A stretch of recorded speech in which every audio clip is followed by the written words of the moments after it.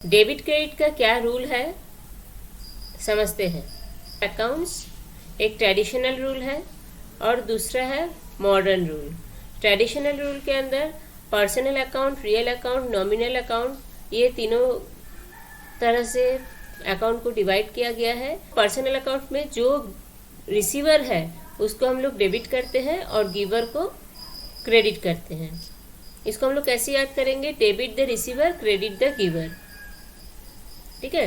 Account तीन तरह का होता है, personal account, real account, nominal account. कैसे समझेंगे कि कोई अकाउंट कौन सा है, पर्सनल अकाउंट है कि रियल अकाउंट है कि नॉमिनल अकाउंट है, नेक्स्ट वीडियो में मैं दे दूंगी।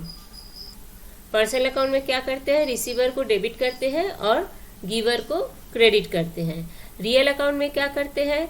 व्हाट कम्स इन, बिजनेस में जो कुछ भी आता है अगर वो रियल अकाउंट है तो उसको हम लोग डेबिट करेंगे, और बिजनेस से जो भी चला जाता है अगर वो रियल अकाउंट है तो उसको हम लोग क्रेडिट करते हैं। और तीसरा अकाउंट क्या है? Nominal account. नॉमिनल अकाउंट में क्या होता है?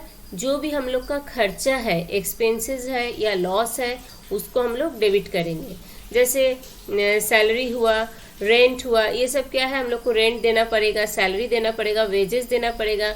किसी भी खर्चा को, टेलीफोन एक्सपेंसेस हुआ, कोई भी खर्चा को हम लोग डेबिट करेंगे और इनकम को और गेन को हम लोग क्रेडिट करेंगे। जैसे कमीशन, हम लोग को कहीं हम लोग कुछ काम किए तो उससे हमको कमीशन मिला, यहाँ इंटरेस्ट मिला, तो कोई भी इनकम को हम लोग क्रेडिट करते हैं।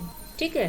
तो हम लोग ट्रेडिशनल अकाउंट में तीन तरह का अकाउंट होता है, personal account, real account, nominal account, ये याद करना है।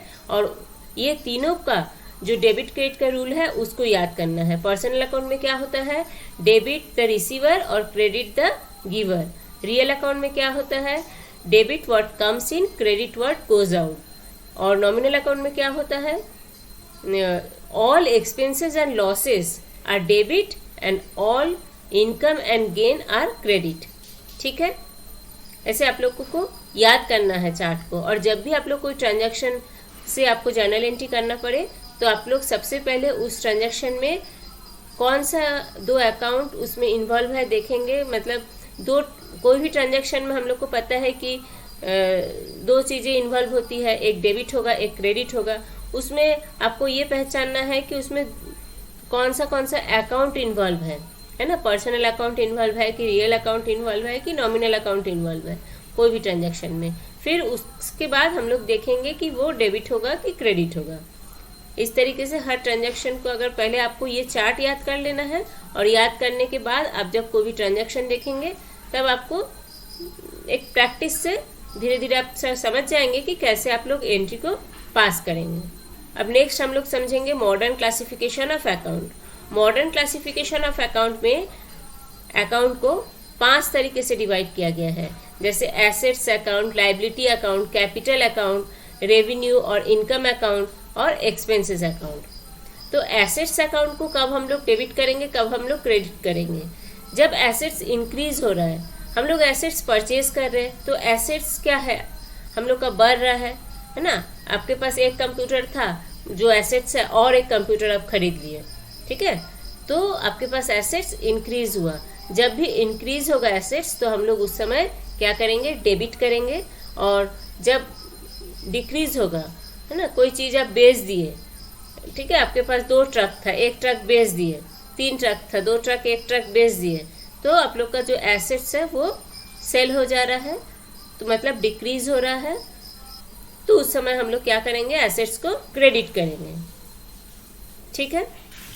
अब लायबिलिटी जब डिक्रीज होता है तो उसको हम लोग डेबिट करते हैं, और लायबिलिटी जब इंक्रीज होता है तो उसको हम लोग क्रेडिट करते हैं। ठीक है।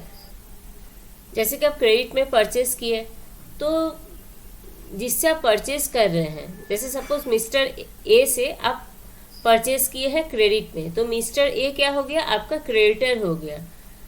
तो और क्रेडिटर क्या होता है? लायबिलिटी होता है। तो लायबिलिटी जब आप परचेज किए तो हम लोग का क्या हो रहा है? क्रेडिट में परचेज किए तो लायबिलिटी हम लोग का बढ़ रहा है, देना है पैसा, ज़्यादा पैसा देना है, और परचेस करेंगे तो और लायबिलिटी बढ़ेगा कि हम लोग को फ्यूचर में पेमेंट ज़्यादा करना पड़ेगा, तो लायबिलिटी बढ़ रहा है। लायबिलिटी कैसे बढ़ रहा है? किससे बढ़ रहा है? जो हम लोग का परचेजर है ना, जिससे हम लोग परचेज कर रहे हैं, तो उसको हम लोग को पेमेंट करना है, और वो हम लोग का क्या हो जाएगा, क्रेडिटर हो गया। क्रेडिटर ऑलवेज लाइबिलिटी होता है, तो वो इंक्रीज हो रहा है। अब इंक्रीज होगा तो उसको हम लोग क्या करते हैं, लाइबिलिटी इंक्रीज हो रहा है तो उसको हम लोग क्रेडिट करते हैं, ठीक है। और जब डिक्रीज होगा, मतलब जब हम लोग पेमेंट कर दे रहे हैं उसको, तो लाइबिलिटी घट जा रहा है। मेरे पास मुझे देना था 10,000 और हम उसको 2,000 या 5,000 पेमेंट कर दे रहे हैं, तो 10,000 से घट गया लाइबिलिटी, 5,000 में आ गया या 8,000 में आ गया, तो लाइबिलिटी घट गया।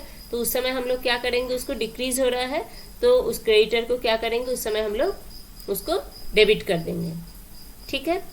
नेक्स्ट है कैपिटल अकाउंट। कैपिटल अगर डिक्रीज होता है तो वो डेबिट होता है, कैपिटल अगर डिक्रीज होता है तो डेबिट होता है, और इंक्रीज होता है तो वो क्रेडिट होता है, ठीक है। जैसे पैसा हम लोग इन्वेस्ट कर रहे हैं कैपिटल, बिजनेस में हम लोग इन्वेस्ट करते समय कैपिटल बढ़ रहा है तो उसको हम लोग क्या करेंगे, इंक्रीज हो रहा है तो क्रेडिट कर देंगे, ठीक है। जैसे कि कैपिटल ऑनर जो है इन्वेस्ट कर रहा है बिजनेस में 1,00,000 इन्वेस्ट करेगा तो बिजनेस में पैसा आ रहा है बोल के कैश अकाउंट डेबिट, और ऑनर लेके आ रहा है उसको इंट्रोड्यूस, कैपिटल है, ऑनर इन्वेस्ट कर रहा है तो वो हो जाएगा टू कैपिटल, मतलब वो इंक्रीज हो रहा है, कैपिटल बढ़ रहा है, तो कैपिटल को हम लोग क्या करेंगे, इंक्रीज हो रहा है कैपिटल, तो इसके लिए उसके समय हम लोग उसको क्रेडिट कर रहे हैं। और डिक्रीज होगा, जैसे पैसा अगर बिजनेस से ले रहा है, जिसको हम लोग ड्राइंग में एंट्री करते हैं, ठीक है, कोई भी कारण से अगर कैपिटल डिक्रीज हो रहा है तो उसको हम लोग क्या करेंगे, डेबिट करेंगे। डिक्रीज होते समय कैपिटल को डेबिट और इंक्रीज होते समय कैपिटल को क्रेडिट करते हैं। रेवेन्यू और इनकम को भी डिक्रीज के समय डेबिट करेंगे और इंक्रीज के समय हम लोग उसको क्रेडिट करेंगे। और एक्सपेंसेस जब इंक्रीज होता है तब उसको हम लोग डेबिट करते हैं, और एक्सपेंसेस जब डिक्रीज होता है तब उसको हम लोग क्रेडिट करते हैं।